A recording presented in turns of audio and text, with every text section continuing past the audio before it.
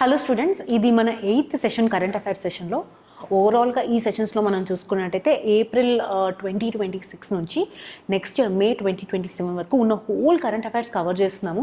మీరు in case previous కనుక 7 sessions miss అయినైతే ప్లీజ్ వాచ్ ఇట్. అండ్ ఈ సెషన్స్ ఎక్కువ టైం కూడా ఉండవు, అప్రాక్సిమేట్గా మనకి ఒక 15 నుంచి 12 to 15 minutes మధ్యలోనే ఉంటాయి. సో దట్ మీరు తొందరగా ఆ సెషన్స్ని రివైజ్ చేయడానికి కూడా ఈజీగా ఉంటుందని ఈ సెషన్స్ని అలా ప్లాన్ చేయడం జరిగింది. So please watch it. And ఇవాళ సెషన్లో ఫస్ట్ చూసుకున్నట్టయితే మనం యూనియన్ గవర్నమెంట్ రీసెంట్గా మనకు ఒక హై లెవెల్ కమిటీని అపాయింట్ చేయడం జరిగిందనమాట. సో ఇది ఎందుకోసము అంటే ఇల్లీగల్ మైగ్రేషన్ ఉంటుంది కదా, సో దానివల్ల డెమోగ్రఫీలో చేంజెస్ వస్తాయి. అంటే అక్కడ ఉన్నటువంటి పాపులేషన్ ఉంటారు కదా, వాళ్ళలో చేంజెస్ వస్తూ ఉంటాయి అనమాట. ఆ చేంజెస్ని అబ్జర్వ్ చేయడానికి, వాటికి రీజన్స్ చెప్పడం, ఇంప్లికేషన్స్ అండ్ ఇవన్నిటి కోసం అని చెప్పేసి ఒక కమిటీని అపాయింట్ చేసింది. ఎవరి కింద? ఇది జస్టిస్ ప్రకాష్ ప్రభాకర్ నావల్కర్ కింద అనమాట. ఇంకా దాంతోపాటు census commissioner and 3 distinguished experts కూడా ఉన్నారు. సో ఇక్కడ మనం చూసుకున్నట్టయితే అసలు ఈ high level of illegal immigration అనేది ఎందుకు ఉంటుంది అంటే, ఫస్ట్ ఆఫ్ ఆల్ ప్రాసిక్యూషన్ కానీ ఇష్యూస్ కానీ వాళ్ళ స్టేట్లో ఉన్నప్పుడు అటు నుంచి ఫ్లీ అయ్యే వాళ్ళు ఎక్కువ ఉంటారు. ఫర్ ఎగ్జాంపుల్ మనకి రోహింగ్యా ముస్లిమ్స్ కానివ్వండి మయన్మార్ నుంచి, అండ్ ఇంకోటి ఎకనామిక్ ఫ్యాక్టర్స్, ప్రావర్టీ, డెవలప్మెంట్ లేకపోవడము అండ్ ఇన్కమ్ సరిగ్గా లేకపోవడము, నైబరింగ్ స్టేట్స్ నుంచి అందుకని చెప్పి మనకి మైగ్రేషన్ జరుగుతూ ఉంటుంది. And environmental factors, high risk ఈ హిల్స్ అట్లా ఉంటాయి కదా, అలాంటి ఏరియాస్లో క్లౌడ్ బస్ట్లు ఎక్కువ అవుతున్నాయి, ఎక్కువ ఫ్లడ్స్ వస్తున్నా సరే, సో ఈ ఎన్వైరన్మెంటల్ ఫ్యాక్టర్స్ ద్వారా కూడా ఎక్కువగా మైగ్రేషన్ జరుగుతుంది అనమాట. సో దీనివల్ల ప్రాబ్లమ్స్ ఏంటంటే, first security threats. Illegal migrants ఎవరైతే వస్తారో వాళ్ళని చాలాసార్లు మనం గమనించినట్టయితే వాళ్ళు టెర్రరిస్ట్ ఆర్గనైజేషన్స్ వాళ్ళని పెట్టుకోవడం ఇలాంటివి చేసే అవకాశం ఉంటుంది. And cross border illegal activities, smuggling చేసే అవకాశం ఉంటుంది. ఫస్ట్ది నేషనల్ సెక్యూరిటీ థ్రెట్. రెండోది వచ్చేటప్పటికి సోషో ఎకనామిక్ బర్డెన్. మనకున్నటువంటి లిమిటెడ్ రిసోర్సెస్లో ఈ మైగ్రెంట్స్ ఎవరైతే వస్తారో, ఇల్లీగల్ మైగ్రెంట్స్, వాళ్ళు అక్కడ ఉన్నటువంటి లేబర్ మార్కెట్ డిస్టర్బ్ అవ్వడము అండ్ ల్యాండ్ ఎంక్రోచ్మెంట్ ఇవన్నీ అవుతాయి. అండ్ దాంతోపాటు ఎథనిక్ టెన్షన్స్, స్పెసిఫిక్గా మనకి అస్సాం ఆ రీజన్స్ చూసుకున్నట్టయితే ఫ్రిక్షన్స్ మనం చూడొచ్చు. సో ఓవరాల్గా ఇవి ఇంప్లికేషన్స్గా ఉన్నాయన్నమాట. సో దీనికోసం అని చెప్పేసి బార్డర్ సెక్యూరిటీ కోసం, వీటన్నిటి కోసం ఈ టాస్క్ ఫోర్స్ని ఆర్ మనకి హై లెవెల్ కమిటీని అపాయింట్ చేయడం జరిగింది. ఎవరి కింద? జస్టిస్ ప్రకాష్ ప్రభాకర్ నావల్కర్ కింద. Next Pratas island. రీసెంట్గా మనం చూసుకున్నట్టయితే Chinese coast guard ship Taiwan, ఈ పార్థస్ ఐలాండ్స్ ఉన్నాయి కదా, అక్కడ మనకు కనిపించడం జరిగిందనమాట. ఈ పార్థస్ ఐలాండ్స్ గురించి చూసుకున్నట్టయితే దీన్ని డాంగ్షా ఐలాండ్ అని కూడా అంటారు. ఏమంటారు? డాంగ్షా ఐలాండ్ అని కూడా అంటారు అనమాట. స్పెసిఫిక్గా చూసుకున్నట్టయితే ఇక్కడ తైవాన్ ఉంది కదా, ఇది సౌత్ చైనా సీలో, ఇక్కడ తైవాన్ ఉంది, చైనా ఉంది, ఇక్కడ ఈ పార్థస్ ఐలాండ్స్ ఉంటాయి అనమాట. ఇవి ఇప్పుడు అడ్మినిస్టర్ చేస్తుంది తైవాన్. అండ్ ఇక్కడ మనం చూసుకున్నట్టయితే చైనా అండ్ దాంతోపాటు టైవాన్కి మధ్య కంటెస్టెడ్గా ఉన్నాయి ఈ ఐలాండ్స్, పార్థస్ ఐలాండ్స్ వచ్చేటప్పటికి. ఇంకా ఇలా ఉన్నటువంటి కంటెస్టెడ్ ఐలాండ్స్ చూసుకున్నట్టయితే స్పార్టీ ఐలాండ్స్. సో ఇవి కూడా స్పెసిఫిక్గా చైనా, టైవాన్, వియత్నాం వీటన్నిటి మధ్య కంటెస్టెడ్గా ఉంది. ఇంకోటి పార్సల్ ఐలాండ్స్ కూడా చైనా, టైవాన్ అండ్ వియత్నాం వీళ్ళ మధ్యలో పార్సల్ ఐలాండ్స్ కూడా కంటెస్టెడ్గా ఉంది. అట్లానే స్కార్బోరో షోల్, ఇది కూడా చైనా, ఫిలిప్పైన్స్ అండ్ తైవాన్ వీళ్ళ మధ్య కంటెస్టెడ్గా ఉంది అనమాట. ఇవన్నీ ఐలాండ్స్ సౌత్ చైనా సీలో ఉన్నాయి. అండ్ ఇవన్నీ డిఫరెంట్ కంట్రీస్ మధ్యలో కాంటెస్టెడ్గా ఉన్నాయన్నమాట. నెక్స్ట్ వచ్చేటప్పటికి మనకి ఇండియా స్టాక్ మార్కెట్. రీసెంట్గా తైవాన్స్ స్టాక్ మార్కెట్ ఉంటుంది కదా, వాళ్ళు ఇండియా స్టాక్ మార్కెట్ కన్నా ముందుకు వెళ్ళడం జరిగింది. And now Taiwan 5th largest stock market. మనం చూసుకున్నట్టయితే ఎందుకు ఈ ఇండియాని ఇలా క్రాస్ చేసింది ఇవన్నీ చూద్దాము ఒకసారి. కాంటెక్స్ట్ చూసుకుంటే వరల్డ్లో ఉన్నటువంటి టాప్ మార్కెట్స్ ఏంటి అంటే, first New York stock exchange USA వాళ్ళది, సెకండ్ నాస్డాక్ అది కూడా యుఎస్ఏది, థర్డ్ది Shanghai stock exchange China, 4th Japan exchange group. Previously మనకి ఇండియా ఉండేది 5th పొజిషన్లో, ఇప్పుడు తైవాన్ స్టాక్ ఎక్స్చేంజ్ వెళ్ళిందనమాట విత్ 4.95 ట్రిలియన్. ఇండియా 4.92 ట్రిలియన్ దగ్గర ఉండిపోయింది. సో ఒక్కసారి ఇండియా స్టాక్ మార్కెట్ గురించి మనం అబ్జర్వ్ చేసినట్టయితే, రెగ్యులేటరీ ఎవరు? సెబీ. అంటే ఏంటి? Securities and exchange board of India. ఇండియాలో ప్రైమరీగా 2 స్టాక్ ఎక్స్చేంజెస్ ఉంటాయి. ఒకటి బాంబే స్టాక్ ఎక్స్చేంజ్, ఇంకోటి national stock exchange NSE, BSE and NSE. ఈ 2 ఇండియాలో ఉన్నటువంటి స్టాక్ ఎక్స్చేంజెస్ అనమాట. సో ఇక్కడ మనం చూసుకున్నట్టయితే బాంబే స్టాక్ ఎక్స్చేంజ్ అనేది ఏషియాలో one of the oldest stock exchange. 1875లో ఎస్టాబ్లిష్ చేయడం జరిగింది అనమాట. ఇది ముంబైలో ఉంటుంది. వాల్ స్ట్రీట్ ఆఫ్ ఇండియా అని కూడా పిలుస్తారు దీన్ని. మోర్ దాన్ 5,000 లిస్టెడ్ కంపెనీస్ ఉన్నాయన్నమాట. మనం అదే ఎన్ఎస్సిలో చూసుకున్నట్టు ఇది 1992లో ఎస్టాబ్లిష్ చేయడం జరిగింది. అండ్ ఇండియాలో లార్జెస్ట్ స్టాక్ మార్కెట్ ఇప్పుడు వాల్యూమ్ ప్రకారం చూసుకున్నట్టయితే ఇది కూడా మహారాష్ట్రలో ఉంటుంది. సో ఇప్పుడు నెక్స్ట్ క్వశ్చన్ ఏంటి అంటే ఎందుకని చెప్పేసి తైవాన్ మార్కెట్ ఏదైతే ఉందో అది పైకి వెళ్ళింది 5th పొజిషన్కి, ఇండియా ఎలా పడిపోయింది అంటే ఫస్ట్ రీజన్ తైవాన్లో బాగా ఈ యాక్టివ్గా ఏఐ సెమీ కండక్టర్ మార్కెట్ అనేది ఉందన్నమాట. అదే మనకి ఇండియాలో చూసుకున్నట్టయితే ఏఐ కానీ హార్డ్వేర్ మార్కెట్ పెద్దగా లేదు, అది ఫస్ట్ రీజన్. రెండోది వచ్చేటప్పటికి technology and high growth sectors తైవాన్లో ఎక్కువగా ఉన్నాయి. అండ్ రీసెంట్గా ఎఫ్ఐఎస్ కూడా మనకి ఇండియా నుంచి వెళ్ళిపోవడం జరిగింది, అదొక major reason. And valuation concerns అవి ఇవి ఉన్నాయన్నమాట. సో ఓవరాల్గా ఇప్పుడు India is the 6th and Taiwan become the 5th largest world stock market. Next information agents. రీసెంట్గా గూగుల్లో ఈ సెర్చ్ మానిటర్లో ఇన్ఫర్మేషన్ ఏజెంట్స్ ఉంటారు కదా, వాటిని ఆ ఇన్బిల్ట్ ఫీచర్గా బయటకు వదలడం జరిగింది. అసలు ఫస్ట్ ఇన్ఫర్మేషన్ ఏజెంట్ అంటే ఏంటి? మనం నార్మల్గా చూసుకుంటే ఏదో ఒక వర్క్ చేసుకుంటూ ఉంటాం, కానీ ప్రీవియస్గా ఒక వెబ్ పేజ్ని కానీ సోషల్ మీడియా కానీ న్యూస్ కానీ ఏదో చూస్తుంటాం కదా. అంటే మన ప్రిఫరెన్స్ని బట్టి మన వెనకాల మనకి తెలియకుండా మనకి కంపెనీస్ ట్రాక్ చేస్తూ ఉంటాయన్నమాట. ఇది ఒక బ్యాక్గ్రౌండ్ ప్రాసెస్ వెబ్లో కానీ సోషల్ మీడియాలో కానీ. మనం చూసిన దానికి తగినటువంటి ఏదైనా సరే కొత్త ఇన్ఫర్మేషన్ వచ్చింది అనుకోండి, అది వెంటనే డిస్ప్లే చేయడము. సో ఇది ఈ ఇన్ఫర్మేషన్ ఏజెంట్స్ చేసే పని అనమాట. ఇది ఒక ఏజెనెటిక్ ఫీచర్, మన డేటాని యూజ్ చేసుకుని మనకు కావాల్సినటువంటి ఫీడ్ ఏదైతే ఉందో అది ముందుకు తీసుకొస్తూ ఉంటుంది. అండ్ నెక్స్ట్ ఇది యాడ్ టెక్నాలజీ అండ్ ఆ ఇండస్ట్రీకి బాగా యూజ్ అవుతుంది. అండ్ యూజర్ ఇష్యూస్ ఏంటి అంటే ఫస్ట్ థింగ్ యూజర్ ప్రైవసీ తగ్గుతుంది, అంటే మన డేటా మొత్తం ట్రాక్ చేయడం జరుగుతుంది. అండ్ దాంతోపాటు ఆర్గానిక్గా మనం ఏదైనా చూడాలి అంటే అలా వెళ్ళకుండా ఇన్ఆర్గానిక్గా, అంటే మనకి ఏది కావాలి అని చెప్పేసి వాళ్ళు ముందే ప్రిఫరెన్స్ ఇవ్వడం వల్ల ఆర్గానిక్గా ఉన్నటువంటి వెబ్ ట్రాఫిక్ అవన్నీ తగ్గుతాయి అన్నమాట. అండ్ ఇంకా దాంతోపాటు ఇంటర్నెట్లో ట్రాఫిక్ కూడా పెరిగే అవకాశం ఉంది. ఓవరాల్గా ఇవన్నీ ఇన్ఫర్మేషన్ ఏజెంట్స్ యొక్క కన్సర్న్స్. Next Paimana portal. అసలు ఫస్ట్ పైమానా అంటే ఏంటి అంటే project assessment, infrastructure monitoring and analytics for nation building portal. So ఓవరాల్గా మనం చూసుకున్నట్టయితే ఈ పోర్టల్లో 1981 ప్రాజెక్ట్స్ని ట్రాక్ చేస్తారనమాట. అండ్ ఇంకా మనం చూసుకున్నట్టయితే ఎందుకు అంటే ఇది సెంట్రల్ సెక్టర్ యొక్క ఇన్ఫ్రాస్ట్రక్చర్ ప్రాజెక్ట్స్ ఉంటాయి కదా, ఏవైతే ప్రాజెక్ట్స్ 150 crore కన్నా ఎబో ఉన్నటువంటి ఇన్ఫ్రాస్ట్రక్చర్ ప్రాజెక్ట్స్ ఉంటాయో ఆ ప్రాజెక్ట్స్ని ట్రాక్ చేయడానికి ఈ పైమానా పోర్టల్ అనమాట. దీన్ని ministry of statistics and programme implementation వాళ్ళు ఆపరేషనలైజ్ చేస్తారు. సో ప్రీవియస్గా మనకి ఈ ట్రాకింగ్కి ఎలాంటి పోర్టల్స్ లేవా అంటే లేదు, ఉన్నాయి. ఏంటది? ఆన్లైన్ కంప్యూటరైజ్డ్ మానిటరింగ్ సిస్టమ్ ఉండేది. ఆ తర్వాత మనం కూడా పైమానా ప్రాజెక్ట్ తీసుకొచ్చామన్నమాట. సో బేసిక్గా ఇదేంటంటే ఇందులో డేటా ఎంట్రీ చేసిన తర్వాత ఆ ఇన్ఫ్రాస్ట్రక్చర్ ప్రాజెక్ట్ ఏదైతే ఉందో దాన్ని ట్రాక్ చేయడం జరుగుతుంది. అండ్ ఓవరాల్గా ఇది ఏంటి అంటే ఇన్ఫ్రాస్ట్రక్చర్ మానిటర్ చేయడం, అంటే స్టాండర్డైజ్డ్గా ఇండియా మొత్తం ఇన్ఫ్రాస్ట్రక్చర్ ఒకేలాగా ఉండడం అండ్ డెసిషన్ మేకింగ్ తీసుకోవడానికి ఈజీగా ఉంటుందన్నమాట. నెక్స్ట్ వచ్చేటప్పటికి హార్మోగ్యాన్ ప్రావిన్స్. రీసెంట్గా ఏమైంది అంటే యూఎస్ ఇరాన్లో ఉన్నటువంటి హార్మోజన్ ప్రావిన్స్ ఏదైతే ఉందో అక్కడ స్ట్రైక్ చేయడం జరిగింది. ఈ ప్రావిన్స్ చాలా ఇంపార్టెంట్ ఇరాన్లో. ఎందుకని అంటే ఇక్కడ స్ట్రైట్ ఆఫ్ హార్మోజ్ ఉంది కదా, ఈ స్ట్రైట్ ఆఫ్ హార్మోజ్కి ఆనుకుని ఉన్నటువంటి ప్రావిన్స్ అనమాట. మనం ఇరాన్ నుంచి చూసుకున్నట్టయితే ఈ పర్షియన్ గల్ఫ్ ఆఫ్ ఒమన్కి ఎలాంగ్గా ఉంటుంది ఈ ప్రావిన్స్. అండ్ దీని యొక్క capital Bandar Abbas. Bandar Abbas is one of the most important port, అది కూడా అక్కడే ఉంటుంది అనమాట. అండ్ ఇక్కడ మనకి స్ట్రైట్ ఆఫ్ హార్మోజ్ గురించి చూసుకుంటే 20% of the world oil trade మనకి స్ట్రైట్ ఆఫ్ హార్మోజ్ నుంచి వెళ్తుంది.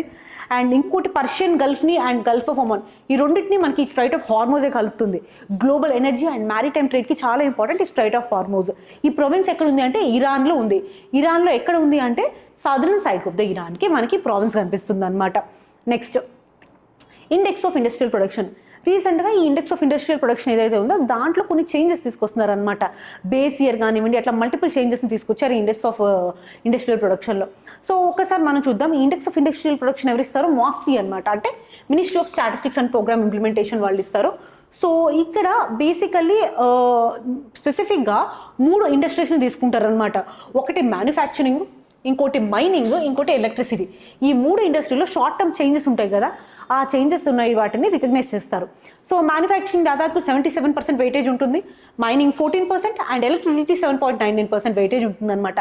హైయెస్ట్ వెయిటేజ్ ఏంటి? Manufacturing, second highest mining, third electricity. అంటే ఈ ర్యాంకింగ్ తెలియాలి, ఫస్ట్ ఏది, సెకండ్ ఏది, థర్డ్ ఏది అని.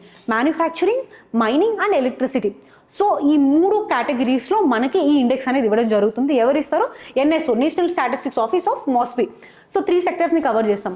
ప్రీవియస్గా బేస్ ఇయర్ చేంజ్ అనేది ఒకటి చేశారనమాట. ఒకటి ప్రీవియస్గా 2011 and 12 ఉండేది, ఇప్పుడు మనం 2022 23ని బేస్ ఇయర్గా తీసుకున్నాం. ఇది ఫస్ట్ ఇంపార్టెంట్ చేంజ్ మనకి ఇండెక్స్ ఆఫ్ ఇండస్ట్రియల్ ప్రొడక్షన్లో చూసుకున్నట్టయితే.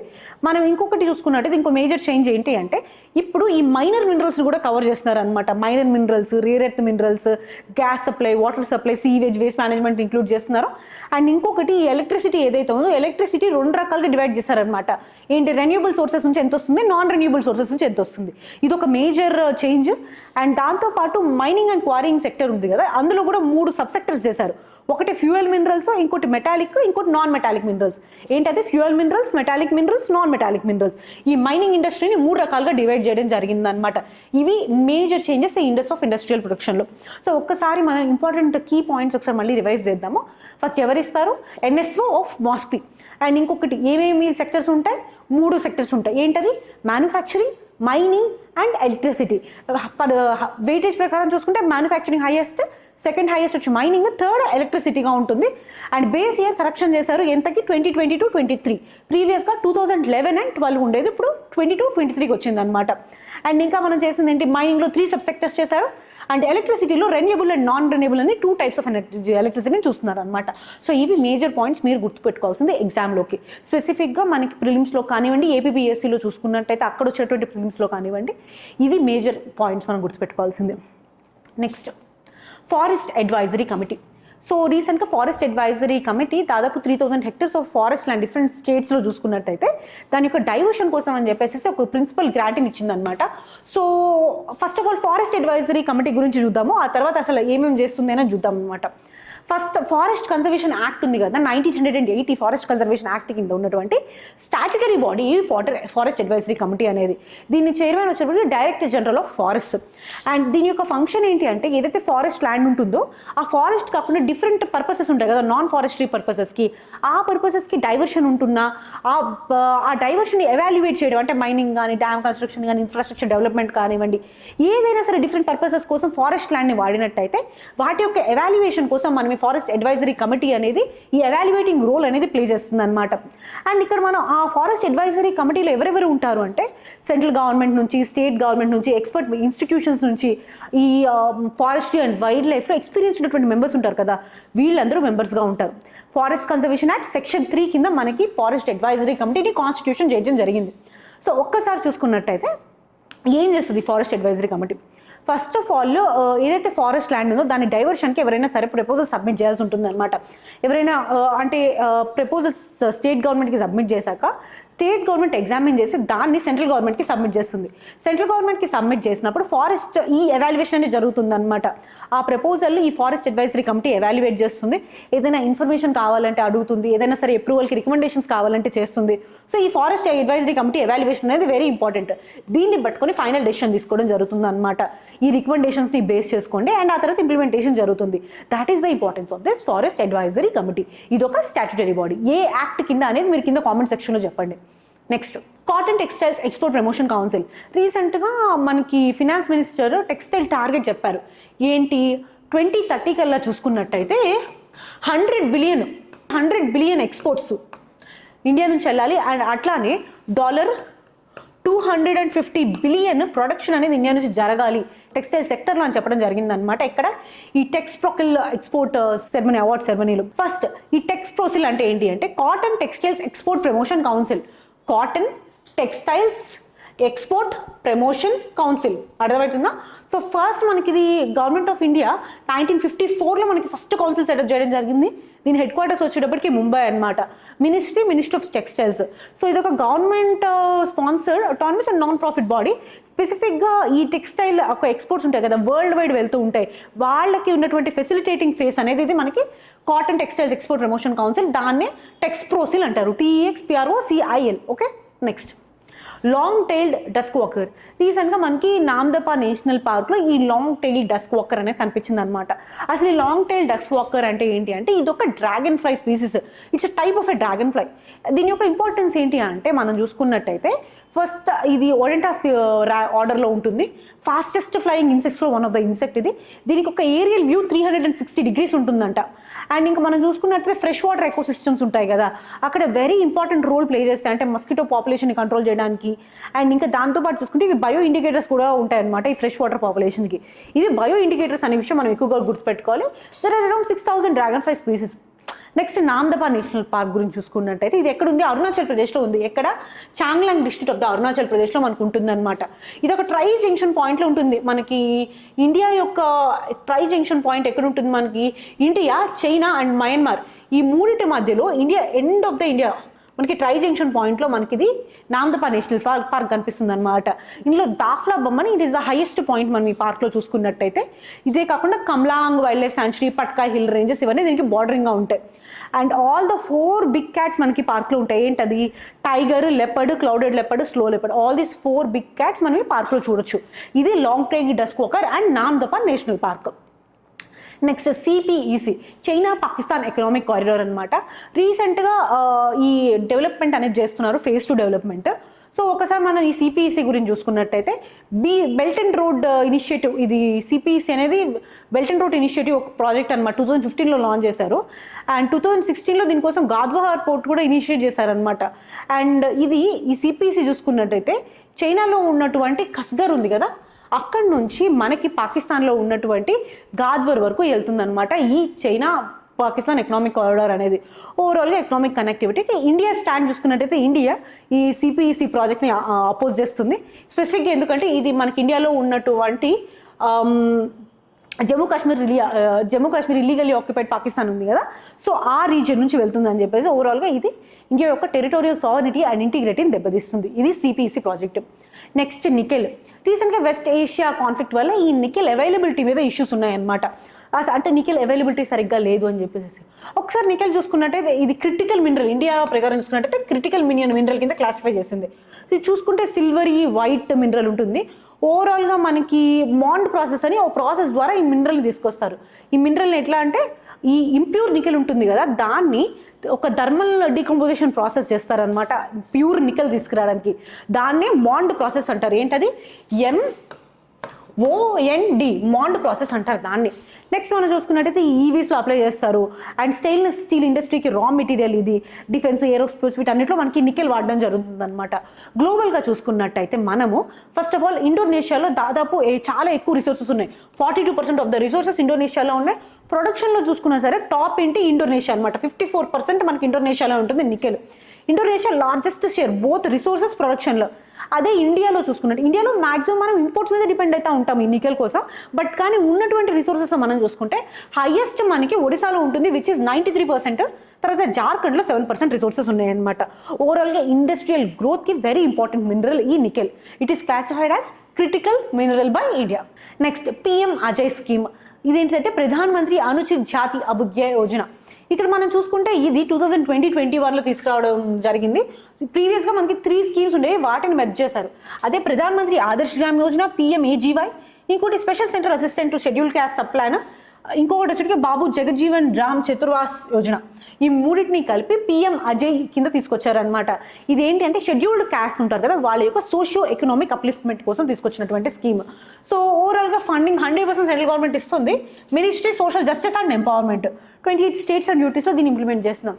కానీ కొన్ని స్టేట్స్ కవర్ అవ్వనివి ఏంటివి అంటే మనకి అరుణాచల్ ప్రదేశ్, నాగాల్యాండ్, మేఘాలయ, మిజోరాం, అండమాన్ నికోబార్ ఐలాండ్స్, దాదర్ నగర్ హవేలీ, దైవదామన్, లడక్ అండ్ లక్షద్వీప్ ఇవన్నీ ఈ స్కీమ్లో కవర్ చేయలేదన్నమాట. సో రీసెంట్గా యూనియన్ మినిస్ట్రీ PM అజయ్ పోర్టల్ని తీసుకొచ్చారు. అండ్ దాంతోపాటు PM అజయ్ మొబైల్ యాప్ కూడా, సో దట్ అజయ్లో ఉన్నటువంటి ప్రాజెక్ట్స్ని ట్రాక్ చేసుకోనికి. ఇది ఇవాల్టి session. Thank you so much. And మీరు కనుక ప్రీవియస్ సెషన్స్ విన్నట్టయితే ప్లీజ్ వాచ్ ఇట్.